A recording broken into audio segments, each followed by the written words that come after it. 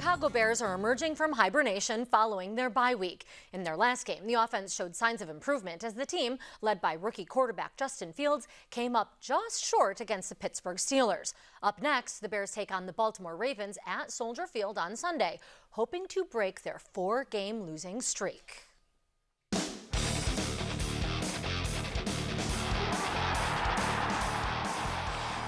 Joining us now with more is James Big Cat Williams, former offensive lineman for the Chicago Bears from 1991 to 2002. Thanks so much, Big Cat. Glad to have you with us. Now, there's an idea floating in the Chicago City Council trying to keep the Bears in the city by buying the team and then selling shares to fans, something along the lines of the Green Bay Packers model. So, not that the McCaskies are selling that I've heard of, but if, is that something that you would like to see? I really can't see it happening. I mean, you think of all the money that is now being invested as far as legalizing gambling and the talk of the stadium. And I just can't see any way that the McCaskey family would, part ways or separate with the Bears organization, the name, the family ties. Not just for the love of Chicago, least of all, following in a Green Bay Packers, the big rival model. Now, given that the Bears are on this 4-game losing streak, did this bye week come at a good time for the team?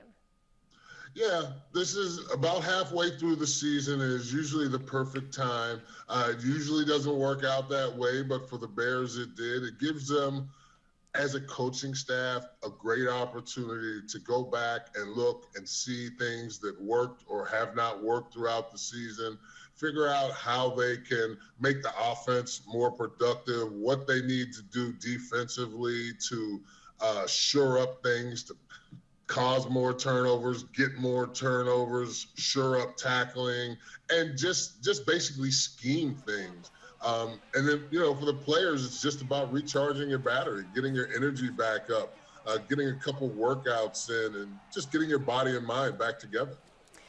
Well, speaking of going back and taking some time, the last game against the Steelers, the Bears were called for a controversial taunting call. Again, it was controversial. So where do you stand on it? It's a ridiculous rule, I think, as far as taunting goes. You've got a bunch of grown guys out there running around in full equipment. They're not going to hurt each other even if they do get into a fight. But the focus that the league has put on it, every team knows it, every player knows it. So you can't do it. You can't put yourself in situations where it could possibly be called. Yes, you make a great play, you get the sack.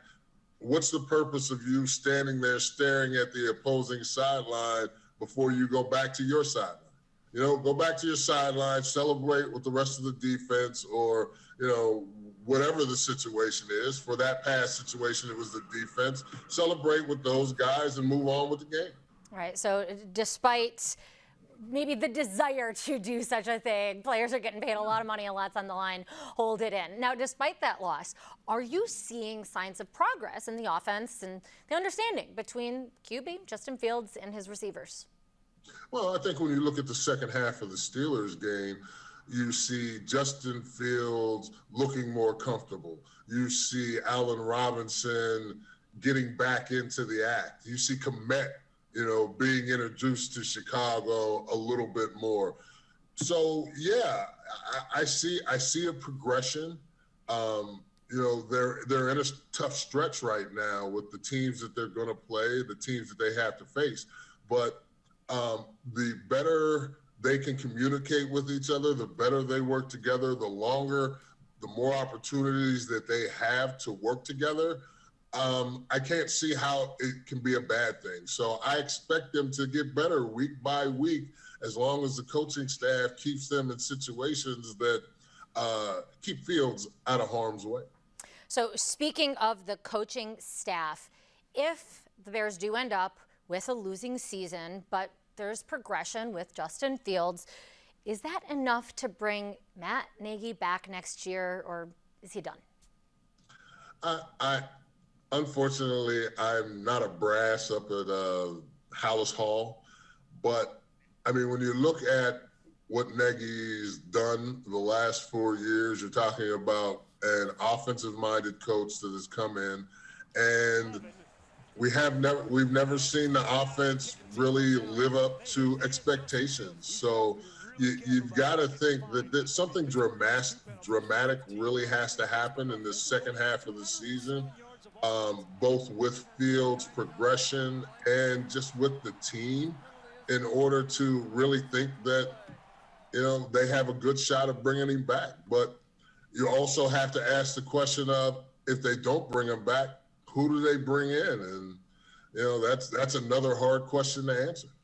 Big Cat, I cover politics, and that's always my answer, too. Before you look at the incumbents' chances, you got to look at the competition. So speaking of Bears going in with this 3-6 record to home game on Sunday against the Baltimore Ravens, how do you see this matchup? What's your prediction for Sunday's game?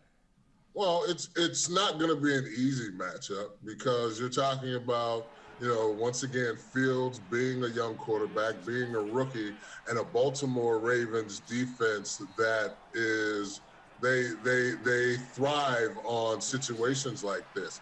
They're able to give a lot of different looks at the line of scrimmage, as far as blitzing, bringing guys, might bring 5-6 guys, might drop all those guys out and only bring 3. But these are the things that Fields is going to be asked to dissect in a short period of time, and it's going to be difficult. Now, Baltimore is not the greatest defense in the world. They're not the Baltimore that we knew of the past, that we've known of the past. They do give up a lot of yards in the passing game, and they have been susceptible to the run. So, the Bears have their chance. They have to get Fields comfortable again, like he was in the second half of the Steelers game, and use the running game. So Big Cat, give me a little bit more.